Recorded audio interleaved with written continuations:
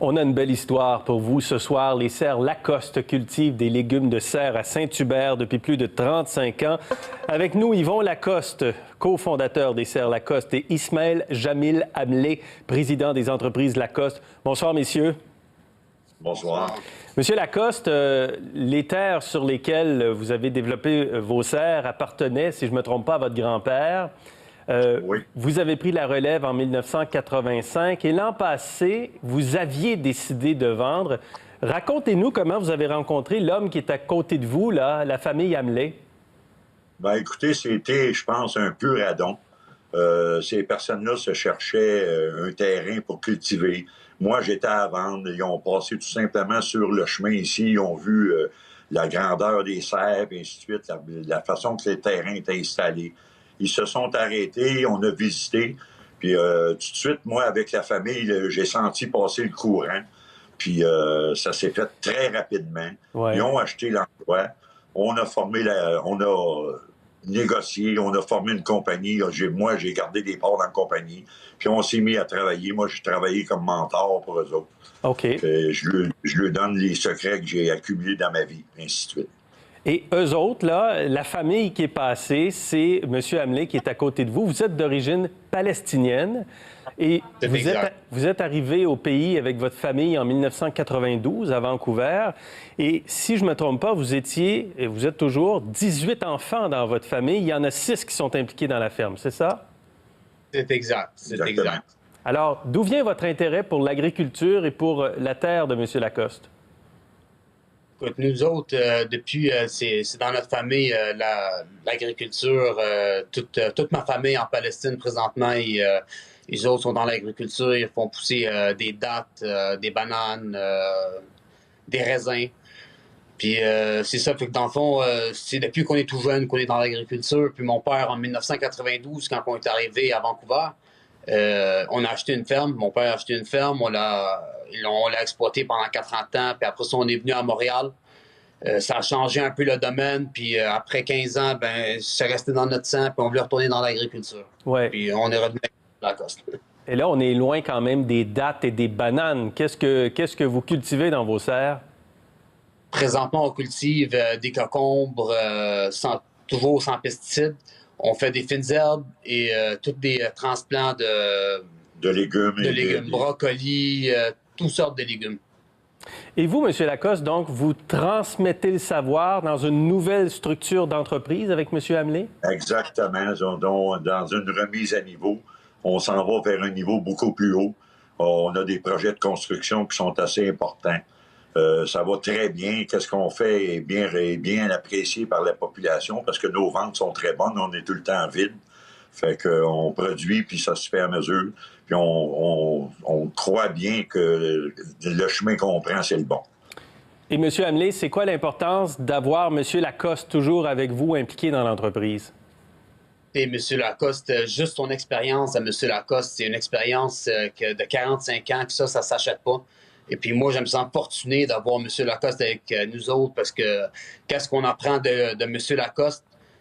Même dans les écoles, même si tu t'en vas étudier, tu n'apprendras jamais les secrets que lui a développés durant les courants des années qu'il a travaillé dans l'agriculture, les secrets avec les légumes. Fait que c'est un don de Dieu qu'on travaille avec M. Lacoste. Ouais. Et vous êtes 6 frères, c'est ça, à travailler aux serres Lacoste? Oui, on est 6 frères qu'on travaille dans les serres Lacoste, qu'on travaille tous ensemble, puis oui, c'est la famille. Donc, vous ne manquez pas de main-d'œuvre, si je comprends bien. Oh oui, on en manque de main-d'œuvre. Ah oui, quand même? Ah oui. Oh, on en manque de main-d'œuvre. C'est difficile de recruter la main-d'œuvre présentement. Présentement, à cause de la crise? Ben, premièrement, oui, parce que c'est sûr que les personnes qui veulent travailler ont peur d'attraper une maladie à cause de ça. Mais on prend les précautions, on fait attention, on discute beaucoup avec les personnes qu'on engage. Mais on a réellement de la misère à recruter. Mais est-ce que c'était comme ça avant, dans les dernières années, ou là, en ce moment, il y a un véritable enjeu qui vous touche? Il y a un certain enjeu. De toute façon, nous autres, on a décidé, moi je suis enseignant de profession, on est en train d'établir un programme de formation pour nos nouveaux employés. Fait qu'on va tout faire pour réellement rendre l'entreprise rentable, puis engager surtout du personnel qui est québécois. Ouais. Fait qu'à ce moment-là, on va être capable de donner une formation, puis faire travailler le monde d'ici dans notre entreprise. C'est notre but. Le but, c'est d'être local, c'est d'être québécois. À 100%. C'est un peu de tout, là. À 100 Cela dit, il y a beaucoup de travailleurs étrangers sur les terres partout au Québec qui sont absolument nécessaires pour l'agriculture. Présentement, oui, dans certains cas, mais nous autres, qu'est-ce qu'on veut faire, c'est de réellement donner la chance aux Québécois de s'impliquer au niveau agriculture dans la province ici. On veut engager le monde de notre ville, on veut engager le monde d'ici. Le monde local. Exactement. Comment vous voyez l'avenir de l'agriculture au Québec, M. Hamelin? Écoutez, c'est très, très, très, très difficile l'agriculture au Québec, on va pas se cacher ça. Avec les compétitions qu'on a, avec tous les produits qui viennent du Mexique, des États-Unis, ça tue les prix du marché du monde local. Fait que c'est très, très difficile, mais nous, qu'est-ce qu'on essaie de faire? On essaie de rendre ça le maximum qu'on peut le rentabiliser, notre business, puis essayer de faire un succès avec ça. Monsieur Lacoste, en terminant, l'avenir des serres Lacoste est entre bonnes mains avec M. Hamelin? Oui, entre très bonnes mains parce que c'est des gens qui sont travaillants. C'est des gens qui apprennent très vite, qui ont du cœur au ventre. Puis que moi, écoutez, j'étais avec eux autres depuis 1 an et demi, depuis que j'ai vendu.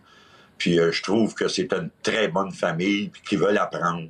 Et ils sont solidaires, puis je crois que c'est les qualités requises pour faire un bon team, une bonne équipe pour être capable de réaliser les projets qu'on a en tête. Alors, merci. Bonne chance pour la suite. Bon, ben merci beaucoup, monsieur, et à la prochaine.